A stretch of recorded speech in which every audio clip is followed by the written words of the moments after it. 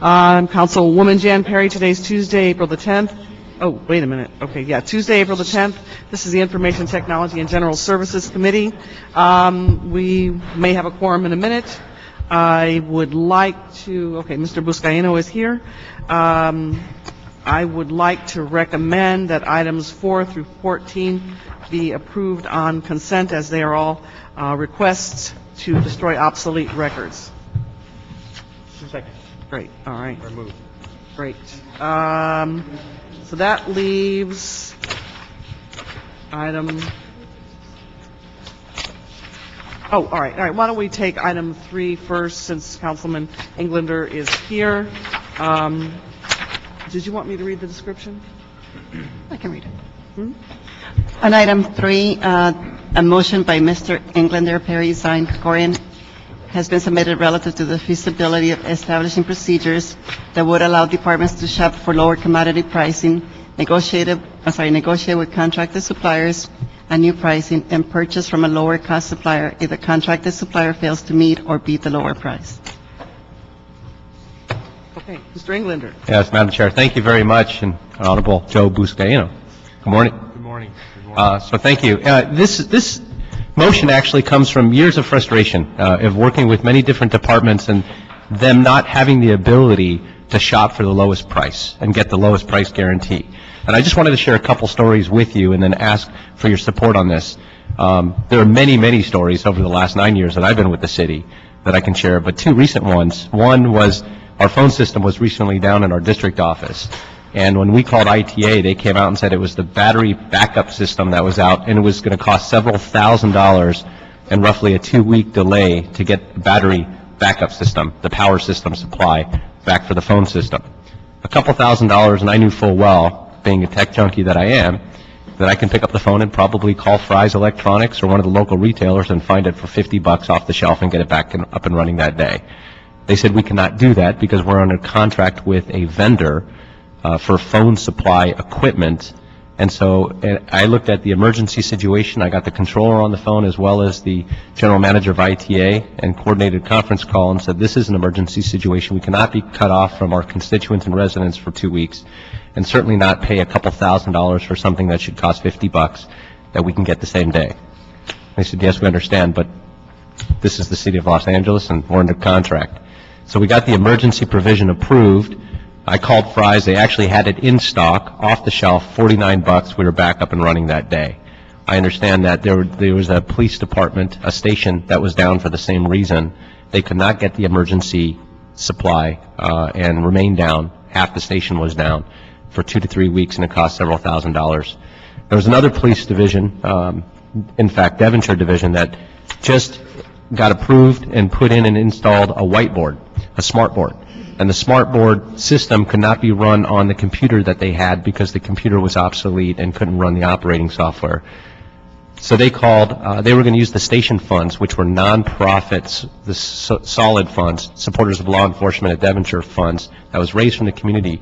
They got all the specs from ITA on the type of computer they needed to buy, and they found the identical brand new computer from Dell for $700. ITA came back and said, I'm sorry, you cannot hook that up to the city intranet, and we can't service it. You have to go through our contract and buy it through our vendor. It was $3,000. And, oh, yes, you can't use your nonprofit funds to buy it. You have to use city funds because we have to do the purchase. So they had to buy it for $3,000 when that same exact brand new computer they found online for $700 they could have had the next day. These are stories that are happening every single day with every department. So what I'm asking is 3 things. One, that we have all new contracts that are negotiated, the ability to shop around, just like every household and every business and every nonprofit is doing throughout the United States every single day. We have that ability written in every contract. They have to either meet or beat the existing price or allow us to buy it elsewhere. Number 2, that no contract extensions be allowed unless they add that provision to the extension.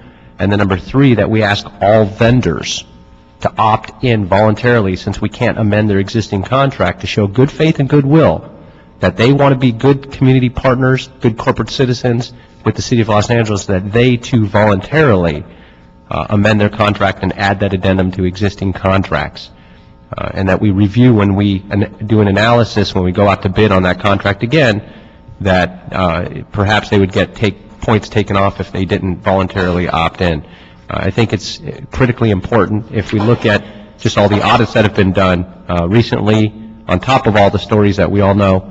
The controller just came out with yet another audit on this where it showed $700,000 in goods and commodity purchases that the City of Los Angeles has paid over and above that of 6 other jurisdictions, including our proprietary departments. So I think that the timing is ripe. I think it's well overdue. I think it's a smart, common sense solution, and I ask for your support. Okay, great, that's excellent. And then I would also like to direct the CLA and the CAO and GSD to report back on this. Is there anybody here? If you can give me a reasonable time frame, because I don't think you have reports on this today. Am I correct? You're correct. Good morning. John Schwarb-Goda with the Department of General Services. The audit that Councilman Englander is referring to was released back on March 20th with a response due from GSD the end of April. Okay. So we do have some concerns regarding the audit that we'd like to share with the appropriate committees. We're not prepared at this time to air those concerns. Can everybody come back at the same time and with their reports? Is that realistic? I think what we need to do is address the audit Okay. concerns first, and then we do agree with the working committee that you propose. I do ask that the city attorney be added to that Yeah, committee as that's well a good because there are some legal constraints. Okay. The one thing I do want to point out, all of our contracts today have clauses that address your concerns, Councilman. So perhaps it's an educational issue. They have from my understanding, they have most favored nations clauses. Is that correct? Yes. Okay, so most favored nations clauses, from my understanding, is, and what I've been told, is that if we have a contract with a vendor, they have to offer us the lowest price they offer anybody else. That's correct. However, if we find it elsewhere from a different vendor cheaper, they don't have to meet that price. That's not under most favored nations. They only have to offer what they're selling it for. Is that correct? You are correct, but we also have provisions for cases such as what you're describing where we can go off contract when there are substantial savings to the city. But it's not a common practice through every contract. And Do you think you could address what the councilman is raising in your report? I believe we can, yes. And what about the CAO? We'll work with GSD and the CLA. What our only time constraints are those with the budget coming out and budget hearings. So, to the extent that when you want it back in committee, we'll work to make sure it's back at that time.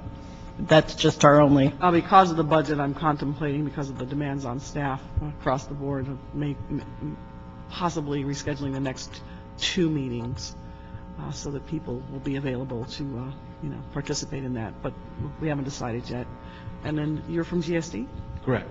Okay, your name? Mike Malinak, Department of General Services. Okay, why don't we look at getting a report done in 30 days and then, We'll work having with- everything come back in the confluence together. Did you have some questions? Yes, Madam Chair, if I may. John, the GSD, General Services, do they currently have a policy in place where you can evaluate and negotiate the pricing of goods and services after the contract has expired instead of automatically renewing the contract or initiating contract extensions? We have a couple of different policies, Mike. I'll let you address that. We conduct, actually, since 2004, we've had in place market research procedures and methodologies that we review contracts upon renewal. We also review contracts and do market research when there are requests for price increases or decreases, when suppliers and even city departments request that products be added into existing contracts. There are a number of issues that we need to address, including scope of the contract, and even when prices go down, we want to make sure that we're getting the biggest price adjustment downward, and that's part of the market research, but that's an ongoing program, and all of our procurement staff does that very actively with their contracts. And if I can, Madam Chair, the controller audit also indicated the required delivery of services or goods within 1 or 2 days after receipt of order. Is there an estimate how much we're paying for express delivery? We don't have exact numbers. Over the years, we've watched, and as part of the re-engineering program back in the late 1990s, a major issue for us was to shorten delivery times. Most of our contracts call for 30 to 45-day deliveries, and as time went on over the last decade, we've gone back to suppliers and reduced those delivery times down. In general, when we got approval or acceptance from the suppliers for reduced delivery times, there was no increase in prices requested by the suppliers. So we don't have anything other than anecdotal information that says the prices haven't changed.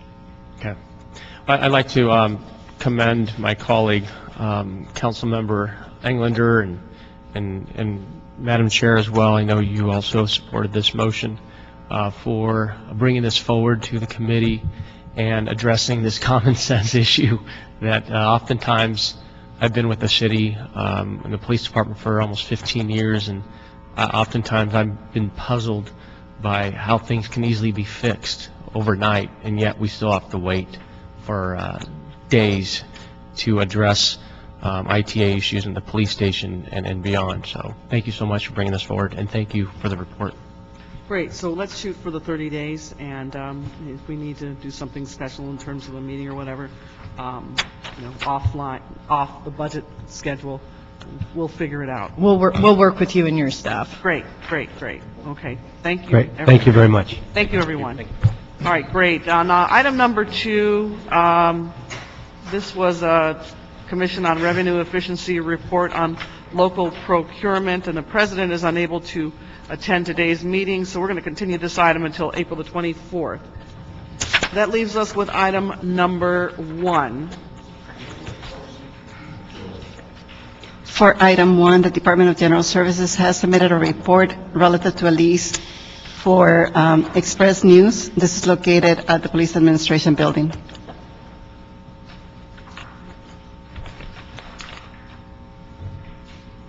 Joy Oubre, Department of General Services. Speak a little louder into the mic. Pardon me? Couldn't hear you. Speak into the mic. Joy Oubre, Department of General Services, here to address the Express News assignment of lease.